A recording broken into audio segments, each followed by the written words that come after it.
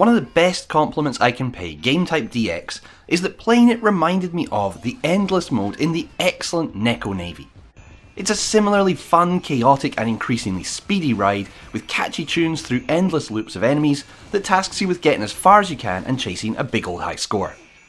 However, the flip side of that comparison is that in Neko Navy, endless mode is just a little additional side serving to a multi-stage, multi-boss, multi-character, full-fledged shmup, whereas in Game Type DX it's pretty much the main course, and fun as it is simply not going to keep you fed for very long.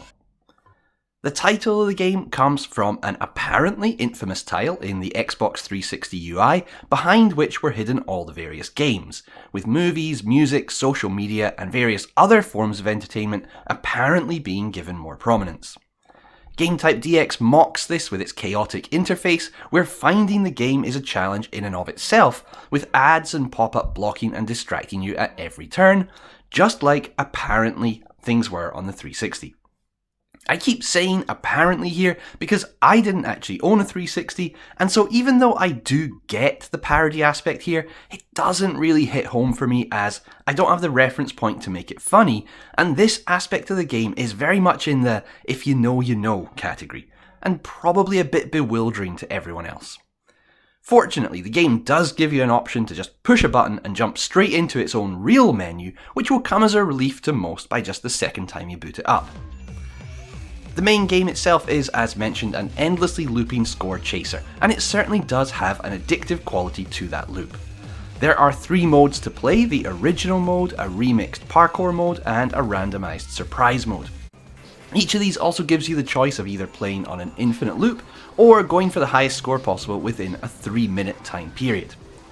Regardless of mode chosen, you play as Hoodie Girl, and have 2 shot types at your disposal.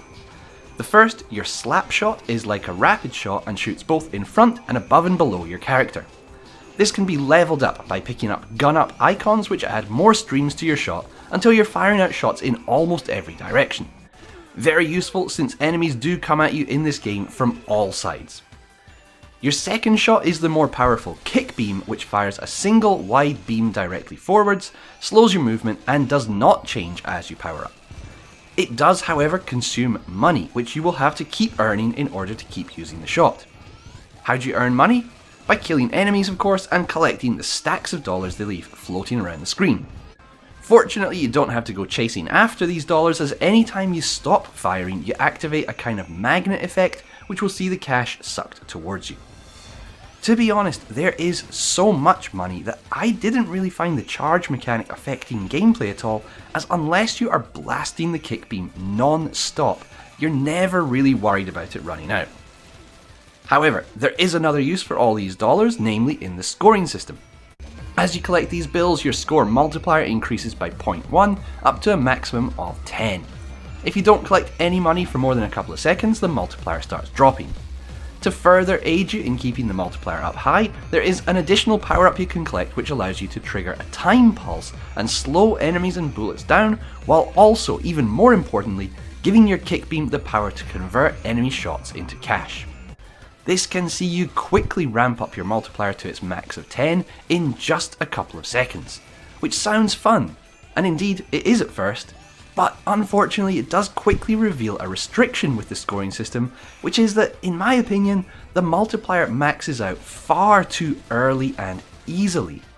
You can zip up to times 10 with the use of one time pulse, and then for the most part maintain it there for long periods without too much effort.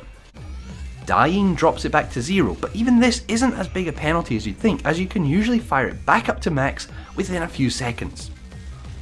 That's not to say, by the way, that dying doesn't penalise you. In actual fact, it does so pretty massively. Not only do you lose your shot power-ups, but the game kicks you back into action almost instantly, with all enemies and bullets remaining on screen and barely any moment of invulnerability to allow you to get back on your feet. Especially when you start playing, you may well find yourself succumbing to a sequence of quick deaths as you're chucked back into the mix unprepared. The game sends you through an endless series of loops, meaning you are going to see the same enemies and patterns over and over, albeit faster and faster with more bullets as you progress. Sadly, the same goes for the game's boss, a business cat behind a desk who appears every third loop. This does get quite repetitive quite quickly as you learn the patterns, as there's not much variation loop to loop.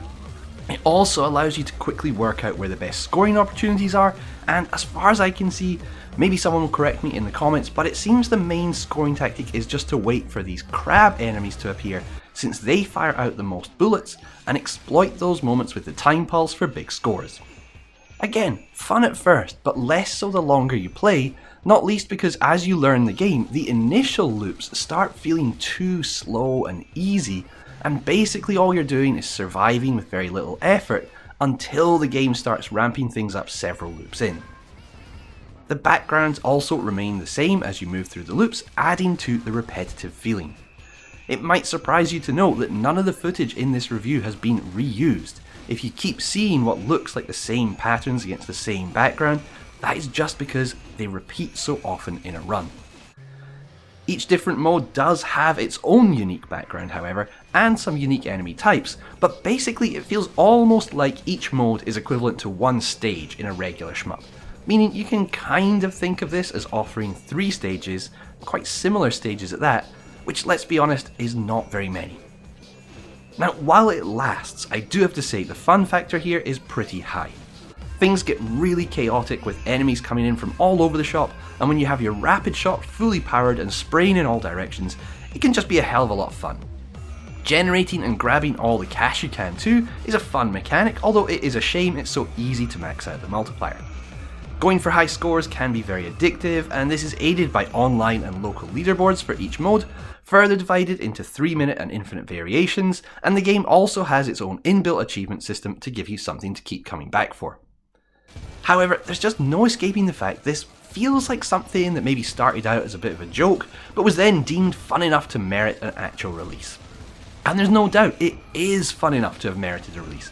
But whereas at its initial release on the 360 it was tapping into a current issue in a fun and relatable way, many years later, and on the Nintendo Switch, a console that if anything is famous for the simple, and some would even say bare bones nature of its own UI, we're left with just the game itself stripped of its humorous surrounds, and as fun as it is initially, it just doesn't have the staying power to keep you hooked for all that long.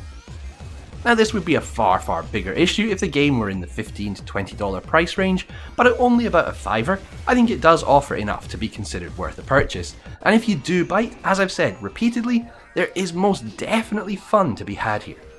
Just not really what I would consider a full game's worth of the stuff.